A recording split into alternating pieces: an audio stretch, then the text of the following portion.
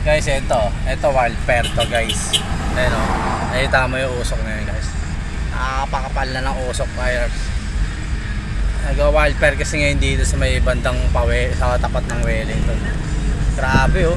Ayun oh, nakikita nyo yan guys. Kanina, dumaan ako dito kanina, hindi pa sakop yan eh. Ngayon halos sakop na pala yan. Yan oh guys oh. Kapal ng usok talaga guys. Ganyan oh. Yan oh guys. Tignan mo kung inabot ng wildfire guys. Diba? Oh. Talaga nasusunog na halos. Ayan o. Nasusunog na yung ano dito. Ayan. Ang haba niyan guys. Yung mga nasusunog na yan. Tignan nyo. Tawag na wildfire talaga. Ha? Ayan o. Sunog. Nasunog talaga o. Diba? Grabe. Kaya kayong mga masasamang ugali, yung mga masasamang tao, mga maitim ang budhi, huwag kayong maglalabas at baka masunog din kayo. Tingnan nyo.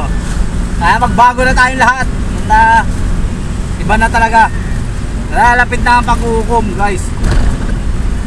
Sa inyo naman, buong ano na yun, talaga nasusunog na. Ganon katindi ang init ngayon.